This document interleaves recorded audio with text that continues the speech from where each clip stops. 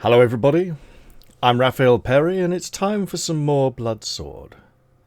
Now, you may recall in the previous episode, I had a strong suspicion that taking flight from battle would involve running down the gangplank and onto the island that I was trying to avoid setting foot on. I did go back after I'd finished recording the episode and checked, and yes, it did involve running onto the island. Also, if I had fled to the island, I would have been totally fine because I've got the Iron Bell from Book 2 and I kept it and I didn't throw it away, so it was worth keeping after all. I will have to bear that in mind in the future. So, it's nice that items from previous books can make things easier, but they shouldn't feel required to progress, like the Summer Sword in Lone Wolf, which if you didn't play Book 2,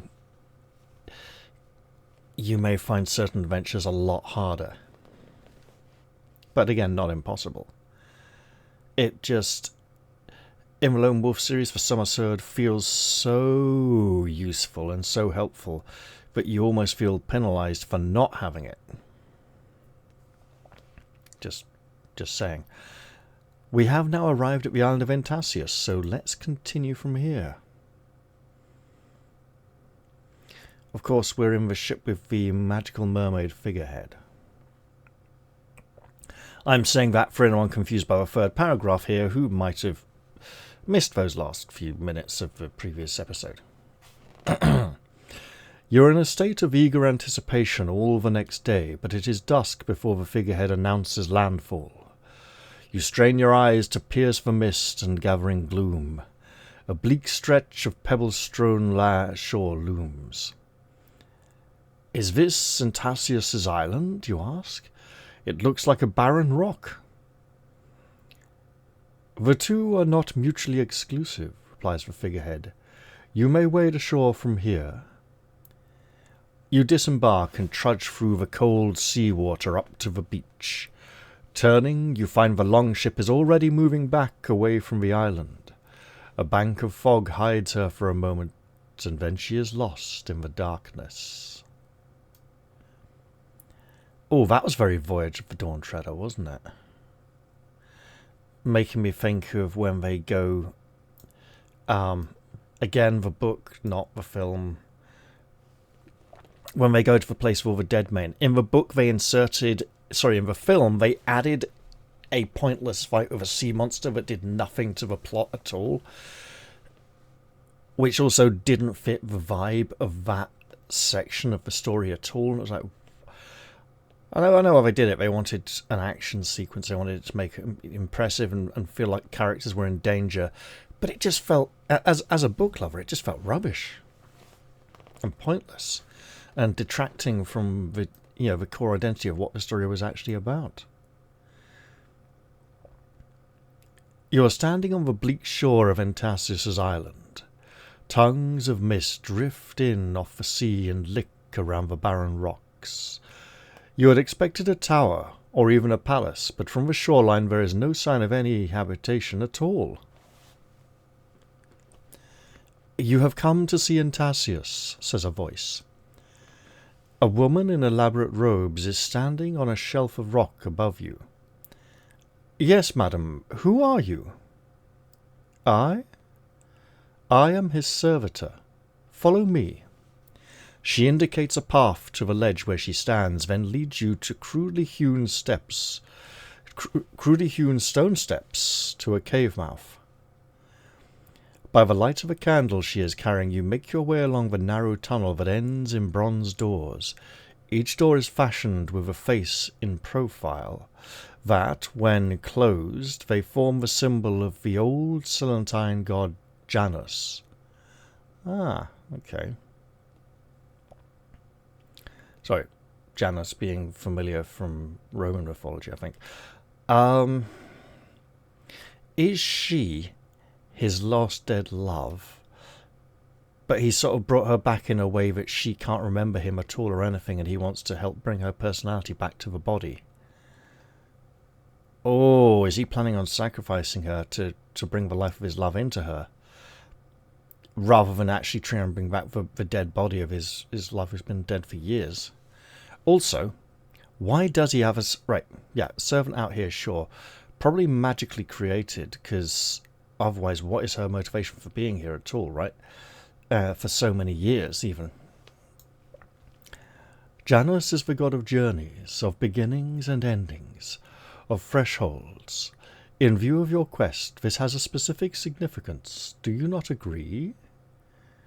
She taps the doors and they swing open, admitting you to a subterranean chamber. The rough walls shimmer in trembling light cast by thousands of candles set in niches and on the tops of stalagmites. An old, old man sits on a stone block against the far wall of the chamber. Jagged stalactites form an arch above his seat. You could almost believe they were younger than he. In the candlelight his skin looks like wax. Antasius, says the woman. Now, I'm going to put everyone back in the cave. Because for a stony island, I thought the cave was most appropriate. But now we know it's like, yeah, it's an actual cave. So let's plonk them down in here. Let's go a little more central. There we go. Lovely. Here we go. Right.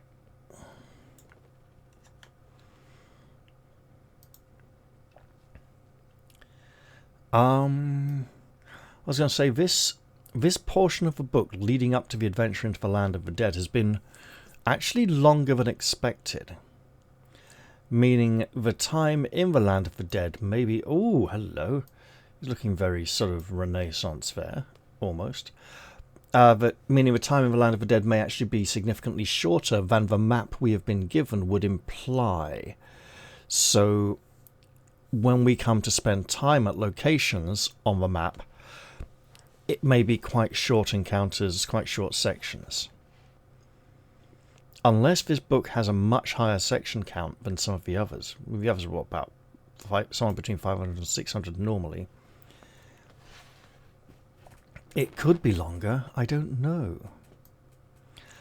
Antasius's eyes glaze, and he seems to speak to himself more than to you. I remember distant days of youth, memories kept as in a glass locket. Cordelia was my love, her smile the sole cause of my heart's gladdening. I am chilled to the marrow by the cold of an unending night, and she is the only sun that can warm me. I live less in this world than in my dreams of the next, where she is gone. Sorrow spears my soul, an icy thorn that only her touch can withdraw. He looks straight into your eyes. Descend into hell, then, I beseech you, and bring her back to me. Oh, a little bit Orpheus and Eurydice there. Is it Eurydice or Eurydice? No, it's Eurydice. Hang on. Orpheus and Eurydice. No, Eurydice, yeah. I'll tell you what, it's not fucking Eurydice, dickheads. Right. This is a high price to pay for your aid. Who can say whether such a thing is possible? Although, obviously, Hellblade was very much based on that. I still haven't played Hellblade 2 because my computer can't run it. And I probably can't afford a new computer anytime soon just yet. I'll have to start saving up money for that. And yet I need to buy new headphones, and there's some paint pots that need replacing, and all sorts of things. Yeah, I know, okay? I know, trust me. Reason tells me it is not, but fie upon reason for that. Why should Azrael keep her in his dreary domains, swallowing up her joy and darkening her radiance? I put my faith in faith itself, that she is not lost to me forever. Ooh, that was very Gulliver Foyle from Tiger. At one point he says, I have faith in faith. Towards the end of the novel. If it is the price you demand, you say, turning away from his burning gaze, so be it. If there is to be any returning from Death's land, it will be with Cordelia or not at all. His face twists in the grip of desperate and unguessable emotions. "Go then. My servitor will show you the way." The candles around him flicker and burn low. You turn to follow the woman. I wonder if we can trust him. Now, the warrior is honourable, so we are probably going to have to bring her back.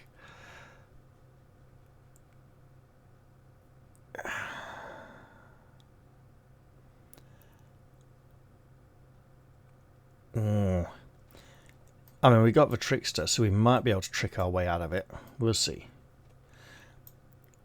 How could this go wrong? What many ways could returning someone who's been dead for a long time? I mean, could she be evil like Jardis of Charn? Perhaps. Yep, there was a magician's nephew reference for you. For all you Americans who haven't read all of the Chronicles of Narnia and have only watched the films, yeah, you've been missing out, guys. You haven't touched like 4 of the books, and they're all well written. Jardis of Charn, of course, later turns out to be the White Witch in Book 2, The Lion, the Witch, and the Wardrobe, which was technically written first, and the Magician's Nephew was written 6th, and The Last Battle was written 7th. But there's the chronology and there's the publishing order, which aren't exactly the same. So essentially the sequel came in just before the prequel. Yeah. Which is interesting because you can see the seeds in the silver chair for the last battle and things being set up. But you can also see things being set up for the last battle in The Horse and His Boy, which is often ignored by foreign audiences, interesting enough. But it's a pretty good book. Right, okay. She takes you by means of another exit from the chamber. Yes, it does say by means of another. I wonder if it's scanned in badly and it's just an other instead of another, which is grammatically both work, and it's just seen the other and added the an. I don't know. Maybe it was a publishing error. Who knows? But it's interesting. She takes you by means of another exit from the chamber along a labyrinth of tunnels that lead deep into the heart of the rock. At last you arrive at a cold room of undressed stone. There is one stone slab here for each of you to lie on. It makes you think of a tomb. Now, I was thinking, I don't know how we're going to get back. We may need his assistance to return, right? We need his assistance to get into Death's domain. And we'll probably need his assistance to bring us back. We may be able to get back without him. So we probably do have to go and get Cordelia. An alabaster jar stands in an alcove at one end of the room. The woman pours from it, handing each player a goblet of odourless black liquid. "Lie down and drink," she says. "Then you will go to Death's kingdom." With a grimace of distaste you quaff the liquid. The stone presses like ice against your flesh as you lie down. The room becomes darker. The woman is going out. Do you want to ask her a question, such as, why didn't Intasius go himself? Because if he needs to be in the land of the living to bring someone back, he can't go himself. What was the liquid you drank? How will you find your way to Sheol? How will you get back again? Let's ask her that. I don't know if we can ask everything, so I'll go with the most important one. How are we going to get back again? Because that has not been told to us at all. And it's a rather pertinent piece of information. You fight to remain awake and hear her answer. Your vision is swimming, going dark. You seem to be falling down a long, dark tunnel while she watches you from the top. There is no turning back, she says. To return to the mortal world, you must penetrate to the very heart of Sheol and look upon the face of the angel of death. Truly, it is a task. You cannot hear her words any longer. darkness closes around you. She seems... I've kept her as fairly unemotional and flat, but she really seems not very emotionally invested in what's going on, which is interesting.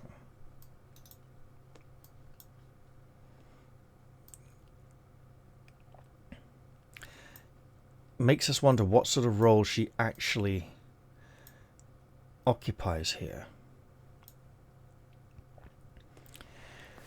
You awake, but it still seems that you are dreaming. The room is empty and silent. You wander through the labyrinth of rock, but you cannot find the woman or even the chamber where you met Antasius. A piercing howl causes you to quicken your step. You see light ahead. You are on the breach, and a terrible storm is raging across the heavens. A deluge of rain envelops you, drowning out all the air. Black clouds hang like titanic warships in the sky, assailing one another with javelins of lightning. The sea seethes like a living thing. A giant hound raises its head to regard you. No, not a hound, a jackal. Anubis, the guide of the dead. His howl summoned you, and you know that he will take you where you must go. You smell his wet fur as you take hold of his flanks. His breath almost makes you choke, and his eyes are like dying embers. He strikes out into the sea, and you cling to him for dear life. Life? The dream goes on and on. You forget the sea and the storm, and now feel that you are clutching desperately for Anubis's fur in the middle of a turbulent void. The image of a massive door, closed and bolted, looms before you. Anubis plunges towards it, dragging you with him. Then you cannot see or breathe. Suddenly you know that it is not a dream, and knowing this, you scream in mortal terror as a maelstrom of chaos sucks you inexorably down into oblivion. Are we to drink the waters of the river Styx and forget? Or the Roman river Lethe? You wake to find that you have been washed ashore on an unearthly strand. The sky above you is grey-green, looking like a mausoleum dome. What light there is feeble and colourless. Nearby is a ridge of rocks leading to a pebble beach. Beyond, stark cliffs rise up hundreds of feet. You look to either horizon without seeing a break in the cliffs. On the cliff top you can make out a broken ring of stone, though the only way up to it would seem to be by climbing, but the sage can levitate. I'm going to stop here and do something very sensible. I'm going to write this section number down here. Then I'm going to go back to the beginning and make a copy of the map and stick it in map tools here. So see you guys in a little bit. So here's our map. Interestingly, this PDF doesn't like the snapshot function, so I had to do it a slightly different way. So we are around here. I presume the thing we can see above is Typhon's ring. We'd have to climb, and we don't just mean the Burrow Downs. On the cliff top. Hang on. So we are not here. We are not here. We are down here at the bottom of the cliff. Right, so this is what we can see. And we need to find a way to get everyone up there. On the cliff top you can get a broken ring of stone. No, so that is all the way over there. Okay. I think we should attempt to ascend. First of all.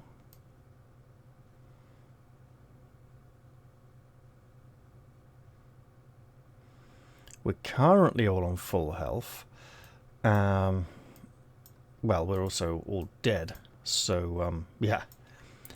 The cliffs are higher than you supposed, and the climb more difficult. Several times your feet slip or your hands close on a crumbling rock, and you almost fall to your death on the bleak shore far below. To your death? It is an odd thought. What is the fate of those who die in Azrael's land? Oblivion, perhaps, or something worse? It is a secret you must hope to find, to avoid finding the answer to. Now.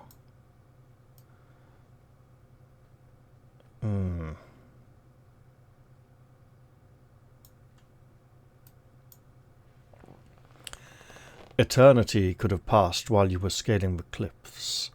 When you finally reach the top, you consider pausing in prayer for a moment, but it would be a futile gesture in this lifeless, forsaken place. The wind brings gusts of decay to your nostrils. Peering up into the cold sky, you see a few rotted, squawking things that look horribly like dead gulls flying jerkily over the cliff tops. Now you can get a closer look to the stone torus. Presumably built as a full ring, the countless centuries of supporting the weight of its own arch have shattered it into a mere semicircle. We could take a closer look, or bypass it and head inland. No, we came up here. We're not just going to ignore it now that we've finally got here. You know, this was our goal. The thing we sought. Let us examine then. Responding to your approach, a flickering light appears between the horns of the semicircle. Almost beyond the range of your hearing, you can detect a keening note in the air, like the tuning fork that I believe I deleted after using because I suspected it wasn't going to be multiple use. Do we still have it?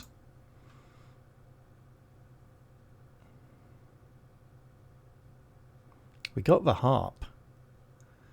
And the talk of iron will. We do not have the tuning fork. Good to know.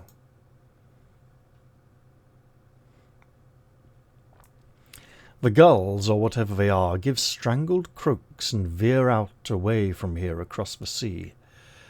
Ariadne could cast a prediction spell.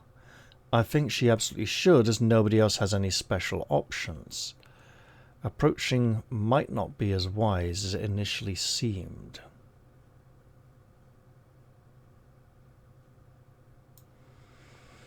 You are pleased to find that your magic works perfectly here in the afterworld. Looking through the curtain of time, you see yourself locked in combat with a giant monster. It has a horse's head and fights with a crystalline mace. You try to see further. After slaying the giant, it appears that you are led to a valuable treasure. Oh, let's do it then. The image fades. You're in the present again, if time can be said to have any meaning here. Now, before I finished recording last episode, I had forgotten to remove the Nemesis Bolt spell from Ariadne that she had successfully cast, even though it took 7 combat rounds. I think, for now, I will prepare the Eye of the Tiger spell.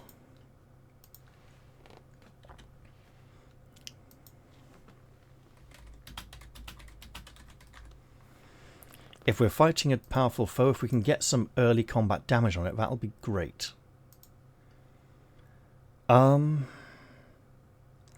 Might almost throw in a damaging spell as well, which would theoretically delay casting time by 1, assuming the dice rolls are going to be whatever they are, right? It'll be 1 point harder to cast, but it'd be 7. So I'd be at least 6s, or probably 5s on most spells, right? Yeah. That extra round trying to cast Eye of the Tiger, or the other spell, might as well be preparing a spell in combat when I know what I need. We shall investigate the broken torus.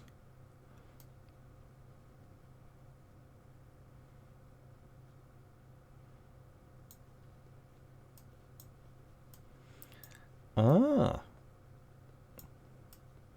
That's more like a mallet or belaying pin than anything. The glow becomes brighter and brighter. You have to shield your eyes. As it fades, you see a giant figure standing in front of the torus. Seemingly composed of black marble, it has the head and hindquarters of a horse, but stands on 2 legs and has the body of a man. It regards you with its single, unblinking eye. Yeah, I'm not going to be able to find a portrait for this without... Yeah. In its hands, it wields a glass-like mace. Oh, is the thing going to shatter and then... No, it's probably not going to shatter and then be, like, jagged and spiky. I am Typhon, it says. You who have come here from the mortal vale now face a dilemma, for you must defeat me to have any hope in your quest. Yet I am unconquerable, and the touch of my mace brings the mightiest to their knees. Suddenly, even as you watch, cracks appear throughout Typhon's stone body, and he crumbles to dust. So then how... Oh, this is going to be one of those unwinnable fights, isn't it? So we have to work out how... Oh! Wait a minute. Do we beat him by surrendering to him? Surrender to the inevitable or something. Because if it is truly undefeatable... Well then...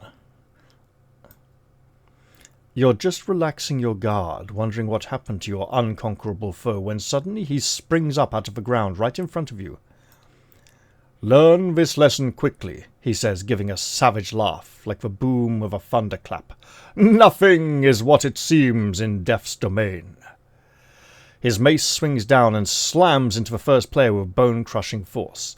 This player loses 15 endurance points, less the usual deduction for armor. Well... Since we were pretty much healed up to full health, we got 3, so 12 hurts a lot. Brother Kern will need to be defending and hopefully not get absolutely walloped. Awareness 6. Oh, we're good. We're good. Typhon the Giant. We could run away, but if we defeat him, he's told us he's undefeatable. He doesn't... Right, Fighting prowess of 8, reasonably deadly. Psychic ability 8, moderate psychic defenses, moderate to good. Free armor, 70 endurance. Okay. So, that's massive damage. Bloody hell.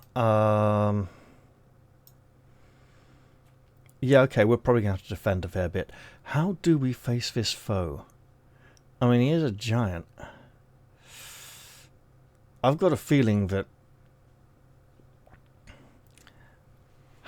But hang on, right? He's told us that we must defeat him to be able to complete our quest. But he's also told us that nothing is what it seems here in Death's realm. Meaning, we might not need to defeat him at all to complete our quest, but also meaning that...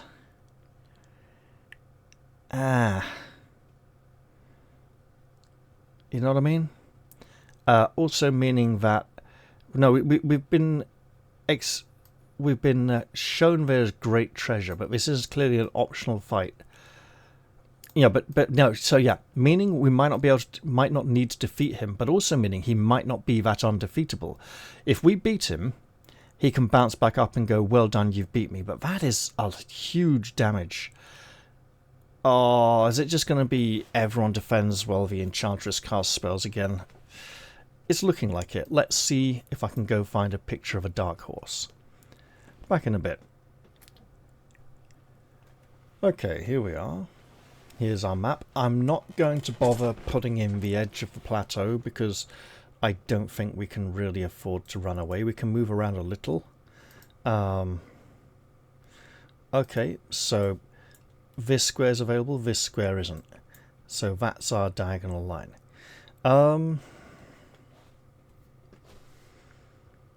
This is a horrible monster. The fighting prowess of 8 is just high enough for that 66 plus 1 damage to be extremely deadly. But that's to be expected.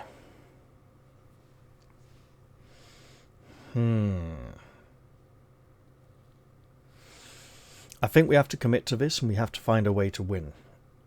It will not be easy. Initiative order is basically Remy, the other heroes, then Typhon. Eye of the Tiger was not the right spell to bring to this fight. It's more of a finisher. We need to work Typhon down to about 15-20 endurance, then cast Eye of the Tiger, then everyone pummels the crap out of him. And they need to be defending heavily until then. Well, Remy will move into conflict and attack. Typhon, the giant, is a giant, and Remy has the magic giant slaying sword, so hopefully this will do some nice good damage if we can get a hit in. Come on, Remy. First dice roll of the session. You know you can do this. You did not do this. That was tragic. Bollocks. Right. Brother Kern, with that kind of injury, should move aside and let the others deal with it. Or stay there and defend and be an additional target to distract from the other two. But if he gets hit, he's going down. No. Ariadne, better prepare another spell. Nemesis Bolt is nice, but Sword Thrust might be... You know what? I want to try Night Howl first. Okay. It's a nice, simple, low-level spell.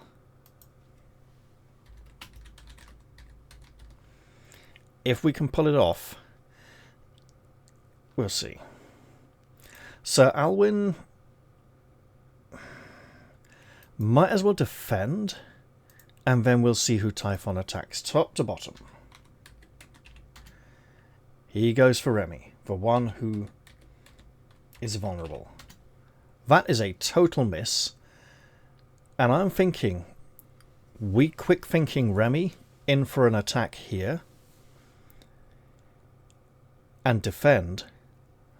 But why would I do that when I can save quick thinking for when we've got Eye of the Tiger up and running?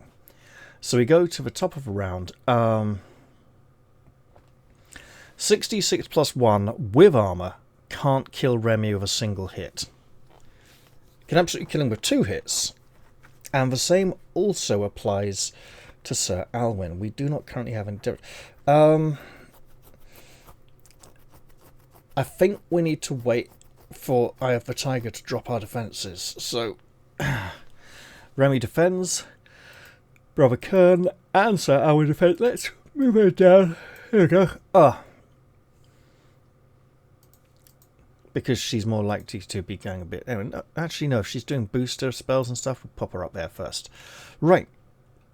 So we're going to go for the Night Howl. A Psychic Screech directed at the creature. Oh, that is a success. Does Typhon resist it? Ooh. Yes! Damn it! But we can try again. Although, we might as well just... If we're defending anyway, we might as well just go for a damaging spell next round. Typhon will pick a victim. Any victim. It's going to hurt... Well, no. Miss. Please miss. Oh, you're going for warrior. Excellent. Have 3d6. And miss. Perfect. Remy will defend. Brother Kern won't waste an arrow on an enemy with a armor of 3 and 70 endurance points. So... I think Sword Thrust... wait. So Sword Thrust will do about... Sword Thrust will do about 10, 11. Nemesis Bolt will do about 15, 20. No, it should do more than 20. It should do like, no, about 22 maybe. And take about 3 rounds more. Since we're defending a lot, We'll start with a sword thrust. Okay. And see where we go from there.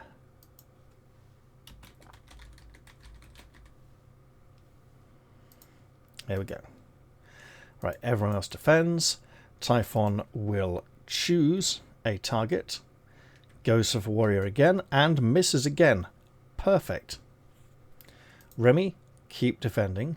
Ariadne, magic time. Magic time is not this time. It will be a later round. Okay. Everyone else defends. Typhon picks a target. Goes for the trickster. An even harder target than... and misses. Mercifully. Look, his big mace is making great crunches on the ground. It's like a Dark Souls boss. You know, there's fragments of granite and marble flying up from the earth as he strikes it. And we're possibly even taking damage from those, but it's chip damage. It's minimal compared to getting absolutely trounced by that great big mace of his. So we're all going to keep defending. Ariadne, try and get him again. Not happening. So we go to the end of the round, and Typhon will choose a target. He goes for the warrior. And misses. We need him to keep missing, because if he hits, he is going to pummel the crap out of people. So everyone defends. Ariadne is now on a straight 2d6. And if spells going to be this tricky tonight, we probably just have to go for Nemesis Bolt, to be honest. There we go. Our spell is successful. Sword Thrust is 3 dice, isn't it? Yeah, I know it's +3. Okay, I'm just... because it's 2 dice for... ooh. Oh. Right. Yep. Yep. Yeah. Because I need the spellbooks. There we go. Yeah, 2 for Whitefire, 3 for... yeah, but it does rack up to 7 for Nemesis Bolt. So, yeah. 3d6 +3 for that Sword Thrust spell.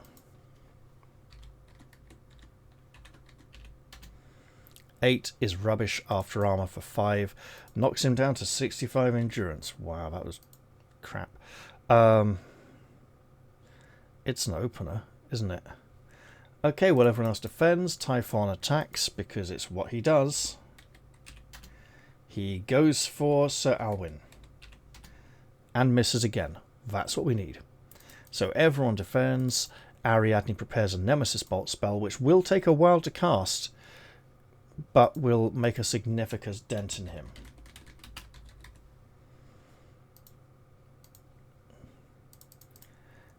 So the amount of time it's going to take her to cast that means he might get a hit in. It could even be right now. Please don't be right now. Goes for Sir Alwyn again, and misses again. Perfect. Keep it up, horsey. Everyone defends. Ariadne's on 2d6 +5, so double 1 only. Obviously wasn't going to happen, but came nice and close.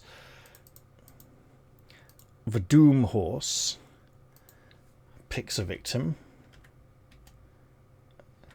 Warrior again. Misses again. This is good. Now, we were getting nice 10s, 11s, 17s, 18s and stuff on the 3 dice. That's all perfect.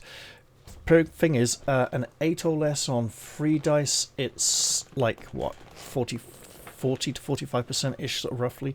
So we've been lucky, exceedingly lucky. Just like the cakes Mr. Kipling makes are exceedingly good. Right, so while everyone's defending, we're now on 2d6 +4. Slightly increasing the odds. Obviously wasn't going to happen this round. Everyone else defends, and Typhon brays a battle cry, and once again attacks Sir Alwyn. Sir Alwyn puts up a jolly good defense with his magic axe, possibly using the axe half to parry the mace.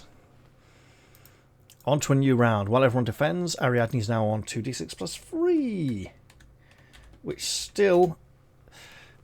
oh, 1 lower. 1 lower would have done it. Which means next round, you never know, right? She might roll even higher. Typhon picks a victim, any victim. Ooh, goes for the trickster. a slightly harder target and misses. Perfect. This is very tense. So our last spell casting was on +3.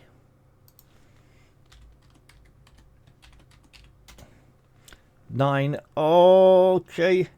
Everyone else keep defending. She's getting closer. Speaking of getting closer, let's hope he does not get any closer to walloping someone with that thing. He fails to wallop the trickster. That's all perfect. So now she's on +1. Okay.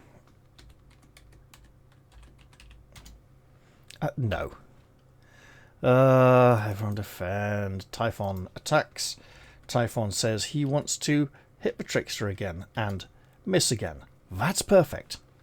Liking the dice rolls we've had so far. Okay, 2d6 plus nothing then. Straight dice roll. At last, the Nemesis bolt streaks into Typhon and blasts him for quite a lot of damage.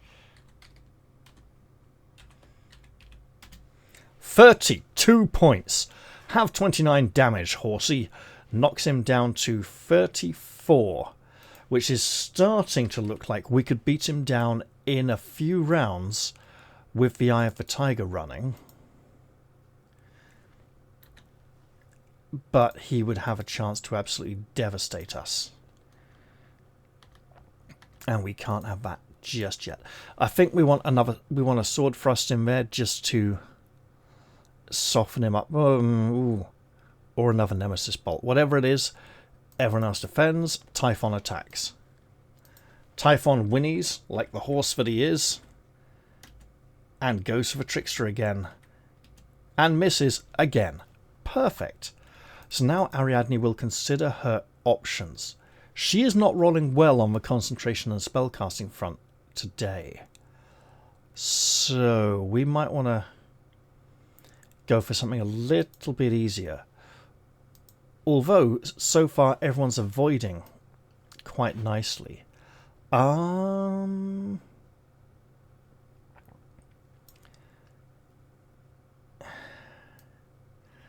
mean, another Nemesis bolt could almost do it.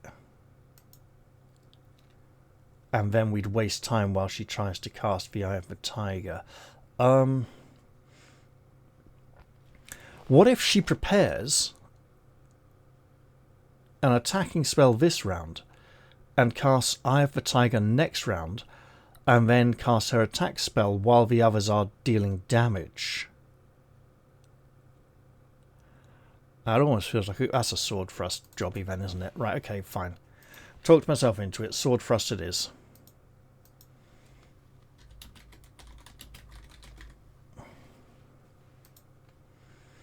Everyone defends, and Typhon continues to put a rather serious threat. Ooh. Crunch. The mace impacts heavily on the stone again. Remy is dodging about, almost loses his footing from the impact.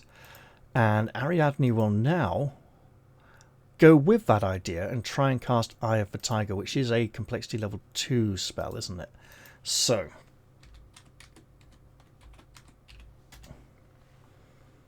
that's a miss. That did not manifest fully. Everyone else defends then. Typhon, once again, swings a great heavy crashing mace blow and impacts on poor Remy. Oh, here we go. The pain, the agony, 16, 14 after armor. Remy's down to 16 endurance. I'm not sure we can afford to risk him getting hit, even if he has the giant slaying sword. Okay. Remy, you stay there and defend. That 34 is definitely too high then. Well, no, because if we cast Eye of the Tiger on 2d6 plus 1 now, which we do not, then Typhon picks a victim, goes for Remy again, who is still defending. Okay, we got a problem.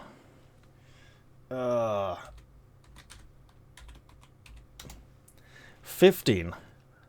Less armor is 13. Remy has 3 endurance points remaining. That is a serious problem. And we couldn't get the Night Howl off. Maybe that's what I should have prepared. Remy absolutely defends. He's rolled 7 on 2 attacks now in a row. It's just brutal. Okay, come on, girl. Just straight up 2 dice. Yes! Get that sword thrust spell in there. Let's absolutely mess up Mr. Horsey.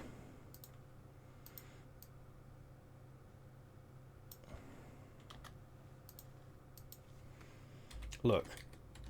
The damage might not be massive, but it will be respect. 13 is 10 after armor. I'll take it. Takes him down to 24. 2 dice each. So average like 7, 14, 21. Really close now.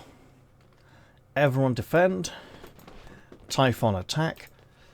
Please don't go pick on bloody Remy again. He doesn't. Excellent. He picks on Sir Alwyn and misses. Good. Remy defends. Ariadne attempts to cast the Eye of the Tiger. Dun dun dun dun dun dun dun dun dun dun dun dun. Again. And succeeds. So we can take that out of memory. I'll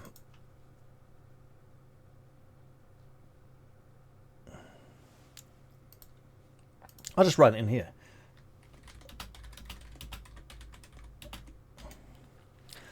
So now,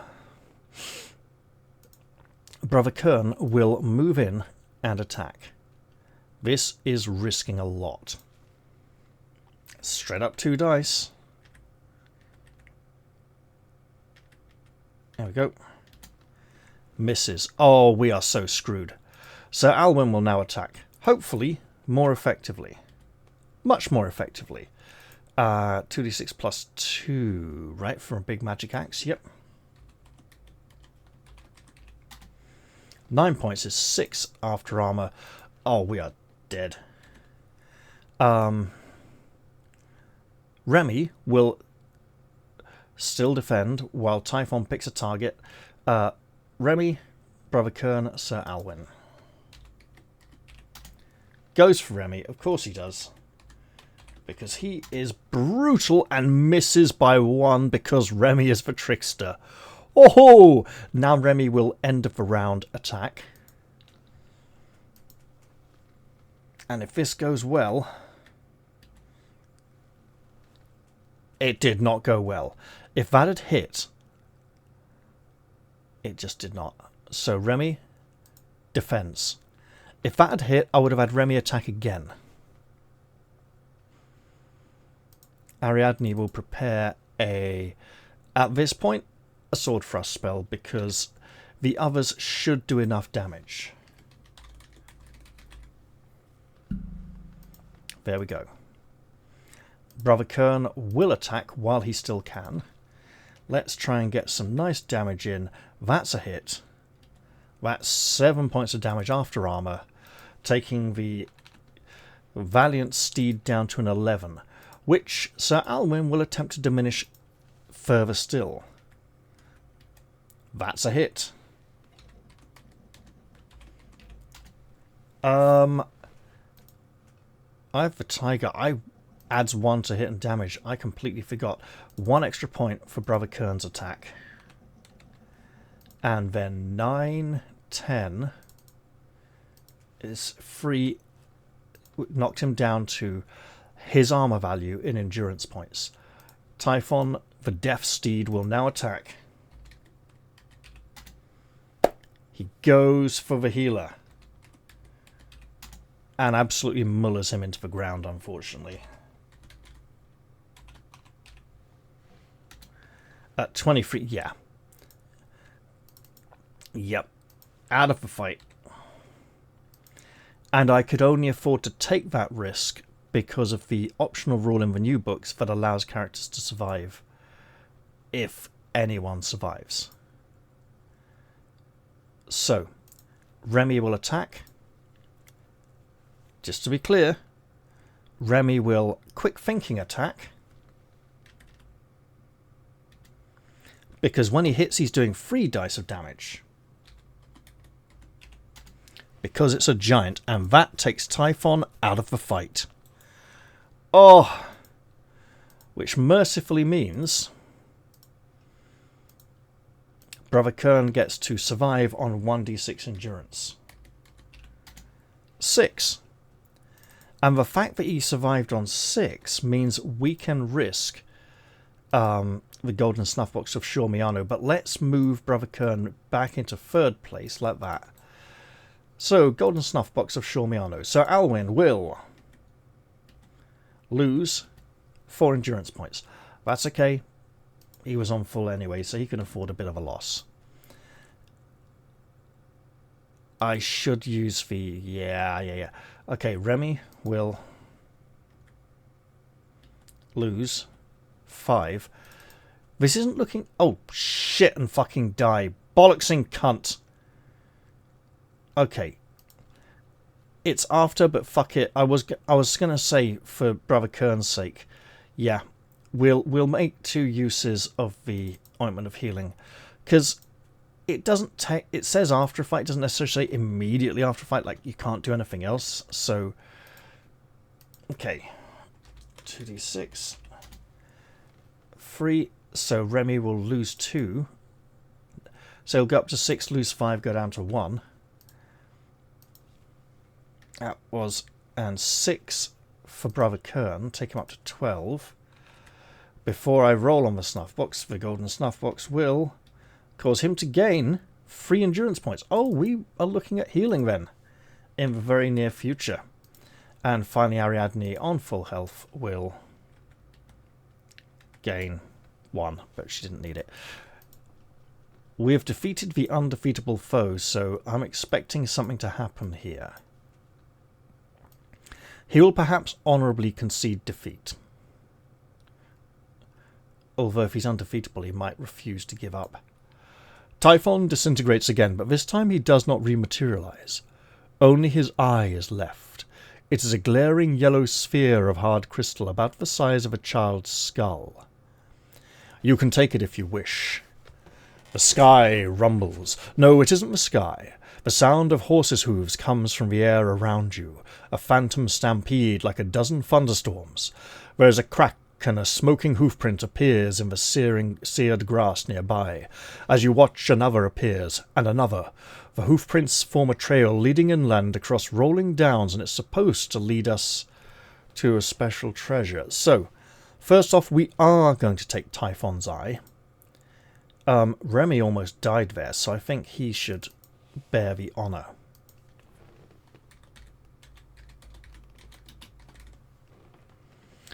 Also, as it's a non-combat section, I think Brother Kern's going to attempt a 2-point healing roll, which he loses. Right. We're going to mark off another use of the ointment of healing for Remy's sake. 7 points, puts him back on 8. A bit more respectable. We will absolutely follow the trail to our reward, because we didn't have to travel to the eye, so that can't be the thing that we're supposed to be led to from a vision. A trail of sulphurously smoking hoofprints takes you across inhospitable downs where the mist sits sullenly in the hollows. You feel as though eyes are peering at you from the thickets of sedge and heather, but you can see no signs of life. So we'll make a 1-point healing roll for this section, just because we can. And we will transfer that point to Remy.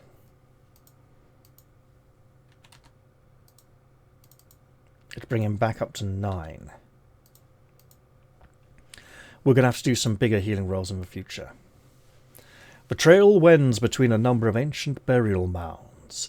They squat along the ridge of a hill, their moss-covered stones looking like the hunched shoulders of beasts of prey. A moan comes out of the ground. A loose stone clatters from one of the mounds. A breath of mist gusts from the entrance of another. Their inhabitants have sensed your presence. They are waking up. Oh, the trickster has the harp. The sage could probably try an exorcism, maybe? Carry on. Turn back from Badlands. The vision showed a creature leading us to treasure. The trickster has the harp. I mean, he literally has it, right? We haven't let anyone else carry it yet. And it wasn't any use in book 2, so here we are. Rather than a song to waken the dead, one to let them slumber. You have a sudden inspiration. Taking up the harp, you strum a light and joyous tune and begin to sing. Summer is a come for every spray now springs, on every blossom branch a bird now sings. The sun pours down his warm fall the day long, bees gather pollen and I sing my song. The whites inside the burial mounds hear you. Their dead voices are raised for a moment in a plaintive wail. Affrighted by the image of sunny days evoked by your song, they do not emerge. You pass safely by. If we're not still following the infernal burning hoofprints that are supposed to lead us to treasure, I'll be concerned if they just led us here as a trap.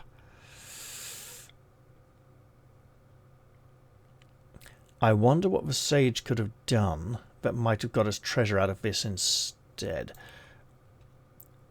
The trail leads to a monolith carved of red-flecked grey stone. Inlaid into its base is a corroded bronze plaque. You brush away mud and moss to reveal a map engraved there, and it is different. It's a map of the living world. You make a rough copy of this on a scrap of parchment you had among your belongings. Note the number 111 in case you want to refer back to this map. Also note the code word tabula on your character sheets. So this is probably the treasure we've found to help us get back, right? From here, we can head towards the village marked on the map or towards the Shrine of Summoning.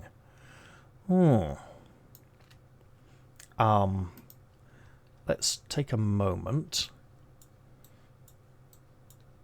I mean, if we go to the village, we should... The Shrine of Summoning is further away, right? And we're like here. At the Burrow Downs, not Barrow Downs. So the village is much closer. We should still be able to go to the Shrine of Summoning from the village, right? I presume we're going to summon Cordelia at the Shrine of Summoning, and then maybe use the Pool of Remembrance to restore her memories. Well, first off...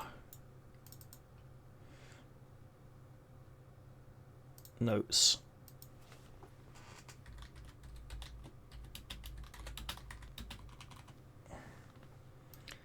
We will copy that and give it to everyone.